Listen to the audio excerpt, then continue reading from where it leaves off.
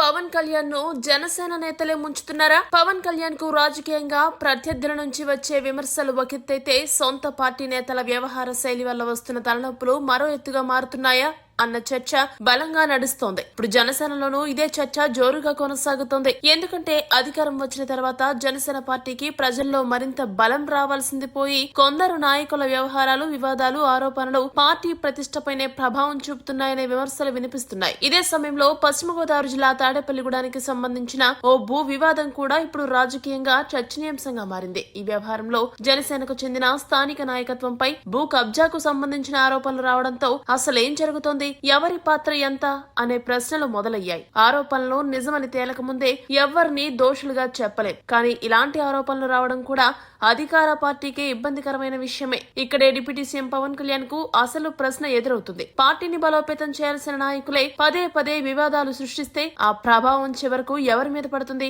సహజంగానే అది పార్టీ అధినేత ఇమేజ్ పైనే పడుతుంది. అందుకే పవన్ కళ్యాణ్ కూడా పార్టీ నాయకుల పనితీరుపై అసంతృప్తి వ్యక్తం చేసిన సందర్భాలున్నాయి. ప్రతి విషయం పైన తానే స్పందించాల్సిన పరిస్థితి ఎందుకు వస్తుందంటూ ఆయన గతంలో తీవ్ర అసహనం వ్యక్తం చేసిన విషయం తెలిసిందే. మరి జనసేనకు ఇప్పుడు కావాల్సింది నాయకుల సంఖ్య కాదు, బాధ్యతతో పనిచేసే నాయకత్వం. పవన్ కళ్యాణ్ పై ప్రజల్లో ఉన్న నమ్మకాన్ని కాపాడాల్సిన బాధ్యత కూడా సొంత పార్టీ నేతలపైనే ఉంది. ఎందుకంటే పవన్ కళ్యాణ్ ను రాజకీయంగా ఎదుర్కోవాలనుకునే ప్రత్యర్థుల కంటే సొంత పార్టీ నుండి వచ్చే ఒక్క తప్పు మాట, ఒక్క వివాదం, ఒక్క ఆరోపణే ఎక్కువ నష్టం చేసే పరిస్థితి రావచ్చు. ఇక్కడ మరో విషయం కూడా గమనించాలి. జనసేన అధికారంలోకి రాకముందు ఆ పార్టీ ప్రధానంగా ప్రజా సమస్యలు, అవినీతి, భూ కబ్జాలు, అక్రమాలపై ప్రశ్నిస్తూ వచ్చింది.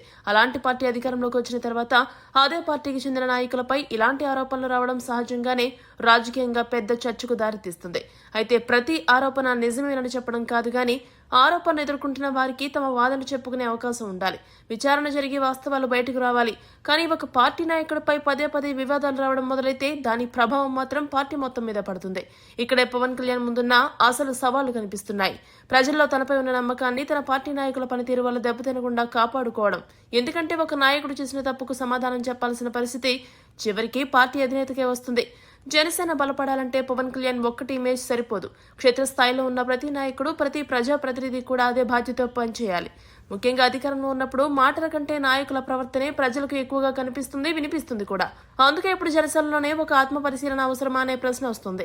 పవన్ కళ్యాణ్ కు ప్రత్యర్థులు సృష్టించే రాజకీయ ఇబ్బందుల కంటే సొంత పార్టీ నాయకుల వ్యవహారాలే పెద్ద తలనొప్పిగా మారితే దాన్ని ముందుగానే సరిదిద్దుకోవాల్సిన బాధ్యత కూడా పవన్ కళ్యాణ్ పైనే ఉంటుంది. మరి జనసేన నాయకులు పవన్ కళ్యాణ్ కు బలంగా మారుతున్నారా లేక బలహీనతంగా మారుతున్నారా? ఇదే ఇప్పుడు అసలు ప్రశ్న. దీనిపై మీ అభిప్రాయం ఏంటో కామెంట్ చేయండి. మరిన్ని లేటెస్ట్ అప్డేట్స్ కోసం పవన్ టీవీ న్యూస్ నెట్వర్క్ ను సబ్స్క్రైబ్ చేసుకోండి.